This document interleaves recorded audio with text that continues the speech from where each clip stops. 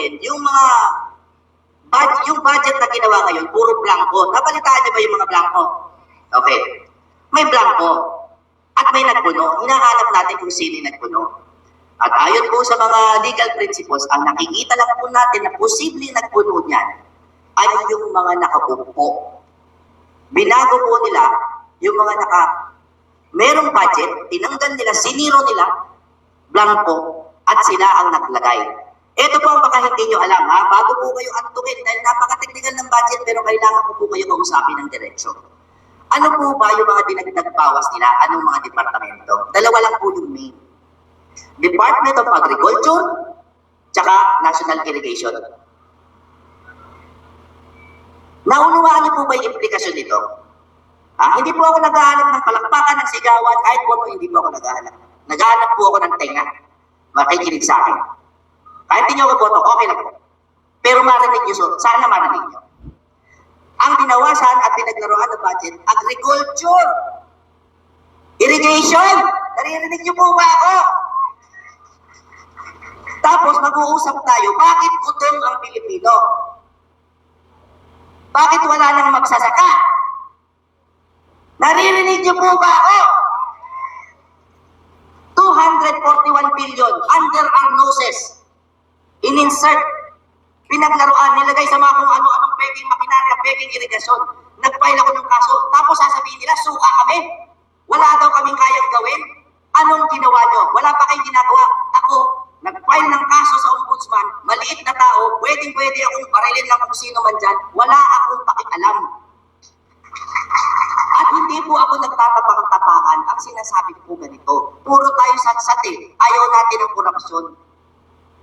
Pero wala nagpa-file ng kaso. May ikukulong sa Kongreso. Uy, mali yan. Ba't kinukulong sa Kongreso? Wala namang nagpa-file ng habeas corpus.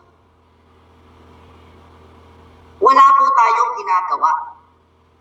So kayo po, ano po ang dapat nyo gawin? Ang eleksyon ang solusyon. Maglagay po kayo ng PDP laban straight. Corruption pa rin talaga yung problema. Magbibigay sila ng punto sa NAIA o sa NIA, National Irrigation Administration. Gagawa sila substandard ng mga irrigation system, mga irrigation canal. Kung minsan nga, wala ang tubig na darating doon sa kanal. Paano naman mabubuhay yung ating mga magsasaka kung gano'n? Tapos, kukuha sila ng pondo, bibili sila ng mga water pump. Kung nangyayari, subterranean river o subterranean water, ibubumba nila patas. Wala pang isang par, sira na yung motor na nabili nila. Kawawa yung mga magsasaka natin dahil sa korupsyon. Pag meron mang pumahani yung ating mga magsasaka, kailangan po nila ng post-harvest facilities. Kailangan nilang ipaaraw po at ibilan po nila.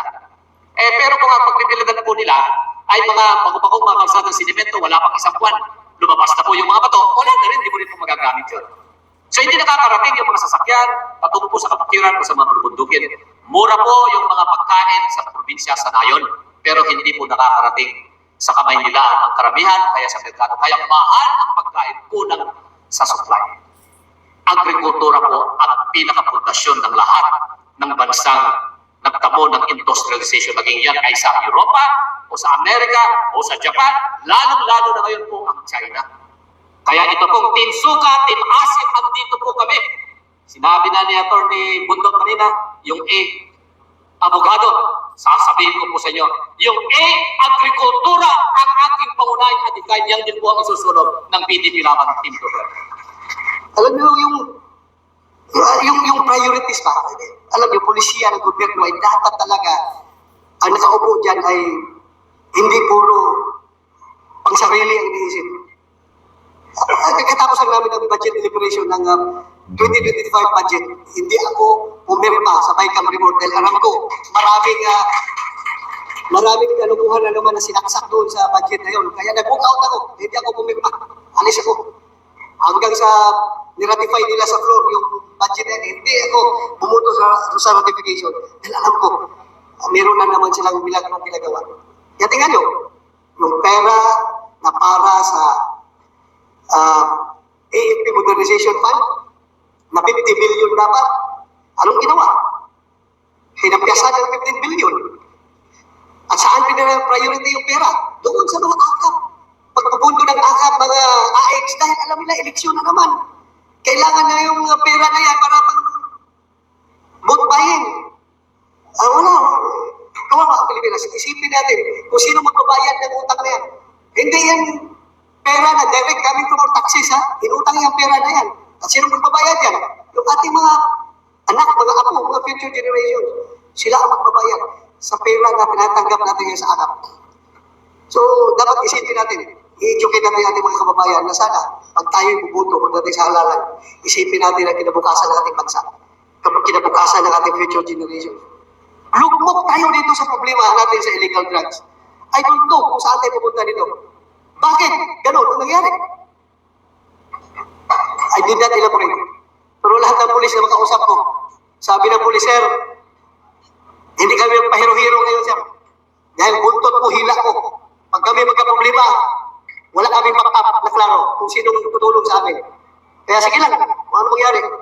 Alam mo, nagtahimik na natin mga kapulisan, pero masama na yung loob nila sa mga pangyayari ngayon. Masama na. Pero sige lang. Kaya ako'y nakikiusap sa inyo na sana, kung ako'y makabalik, talaga siguruhin ko, na ibalik ko yung pag-file ng aking proposed measure, yung pagbabalik ng death penalty sa mga high-level drug traffickers. At kung itong buong team namin ay tulungan ninyo makalusot, sigurado ako, susuportahan nila ako na mapalusot natin itong batas na ito. Na makikita nyo, may eleksyon o wala. Kami po ang team na maaabot nyo, may eleksyon o wala. Kami po ang team na mayayakap nyo, mayakakamayan nyo, mararamdaman nyo, may eleksyon o wala. At po kasi yun na magiging na senador Bato de la Rosa, peace and order, kapayapaan para dito sa ating bansa. Gusto ko po ibalik yung naiwanang laban ng ating former President Rodrigo Roa Duterte. Labanan ng korupsyon, kriminalidad, at ang salot na droga. Hanggang may korupsyon, hindi mawawala ang criminality, hindi mawawala ang droga, lalong maghihirap ang mga Pilipino. Yan po ba gusto niyong magtuloy-tuloy? Tinatanong ko ang mga barangay chairman, barangay captain, yan po ba ang paghihirap ng mga Pilipino gusto niyong magtuloy-tuloy? O gusto niyong mabayo? Ano ba ang inyong nasa inyong mga puso? Kami po, ang team sukat. PDP laban. Pero kami po yung team na maaasahan nyo. Hindi ho yung bubulagin kayo sa ayuda. O ayuda yan. Ginagawang tamad ng mga Pilipino. Walang tamad ng Pilipino. Dito sa Manila, kita natin ang buhay napakahirap. Ang buhay ng informal sector napakahirap. Ang mamahal ng bahay dito, magrenta ka dito, ang hirap. Ang hirap. Hindi gaya sa probinsya, may parking space. Dito, walang lugar ang mga sasakyan. Nakaparking sa labas. Naranasan ko yun kasi naging taga-Maynila ako. Hanggang ngayon, dito sa Maynila, nakikita ang mga batang lansangan. Dito sa Maynila, nakikita dyan sa Roas Boulevard, batang lansangan, mga taong walang bahay. Tinitignan lang natin sila. Ano ba ang permanenteng programa ng DSWD? Bilyon-bilyon ang budget ng DSWD. Nandiyan ang ating mga mambabatas. Pero bakit hindi natin nabibigyan ng permanenteng solusyon ang problema na nakikita ng ating mga mata? Very basic, dahil ba hindi sila botante? Dahil ba yung street children hindi botante? Napapabayaan, sinasabi natin, may sindikato sa likod niyan. Ano na ngayon? Ba't hindi nyo ibigyan ng solusyon? Bakit titignan lang natin at yung mga politiko bibigyan lang ng abuloy? Yung iba bibigyan ng biskwit. Ano na nangyari sa bilyong-bilyong pera ng DSWD? DSWD, makonsensya kayo. DPWH, mga daan dito. Ang daan ba sa Maynila na maayos? Sinisira ba ng gobyerno? Dito sa Maynila, sinisira ba nila yung maganda pang daan? Ano Manila? Sa probinsya, marami. Sa Bacolod, sa Negros, napakasakit tignan, magagandang daan, sinisira. Dito sa Manila, hindi ba perwisyo yan? Maganda pa yung daan, sisirain, traffic. Ang hirap na ng buhay sa Maynila dahil sa traffic. Dadagdagan pa. At sino yung dadagdag?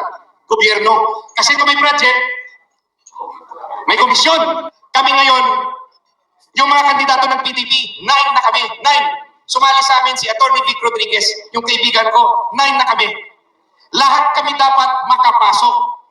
Para pag nakapasok yung lahat ng PDP laban, vote straight kayo, huwag nyo nang dagdagan ang 10, 11, 12. Hanggang 9 lang. Puno ng PDP laban, huwag na kayong bumoto 10, 11, 12, makadagdag pa yan sa kabila. Naiintindihan ba natin Maynila? Kung gusto nyo maging presidente na manggagaling sa PDP laban sa 2028, isecure nyo ang Senado. Lahat kami dapat manalo. Kaya ba? Gusto ko lang po mag-report sa inyo bilang inyong senador kung ano na po mga trabaho na gawa natin sa Senado. I authored 16 laws. I principally sponsored 82 laws, including 80 laws for the establishment and upgrade of public hospitals. Ano po yun? Halimbawa, itong PGH, kulang yung kama. Dadagdagan natin ng kama, upgrading ng kanilang hospital beds. Dahil nakita ko sa kakaikot ko sa buong Pilipinas, kulang talaga ang ating pasilidad. At ang makikinabang dito yung mga mahirap nating kababayan. At ngayon, isa rin po kami sa author at co-sponsor ng Bureau of Fire Modernization. Kami ni Senator Pato para sa ating mga bumbero. At ako po isa sa una na nagsulong ng Department of Migrant Workers para po ito sa mga OFWs natin. Noon, wala pang may gusto niyan. Ako lang mag-isa. At tinulungan ako ni Senator Pato, ni Senator Joel. Na isang patas po siya, meron na tayong departamento sa ating mga modern day heroes. At I co-authored and co-sponsored 185 laws. Bilang chairman ng Committee on Health, tatlo po ang aking naging prioridad. Malasakit centers, super health centers, at regional specialty centers. Malasakit center, meron kayong 4 na malasakit center sa Maynila, PGH, Tondo, Jose Reyes, at sa Pabella, ang inyong mga malasakit center. Ano gusto ninyo? Doon po ako. Dahil alam ko, ang trabaho ng kapitan, ako po yun, galing rin sa baba. Alam niyo, nung mayor pa po si Mayor Duterte ng Davao, umaga pa lang, kapitan ang harap ko. Hanggang pag-uwi ko sa gabi, ang kapitan nandiyan dyan sa hagdanan. Kayo po yung pinala sa lahat ng serbisyo, basic services. Kaya, kapitan, napaka-importante. Mga kapitan, you are superstars in your own right sa inyong barangay. Kayo ang hari doon. Isa lang po pakiusap ko sa inyo.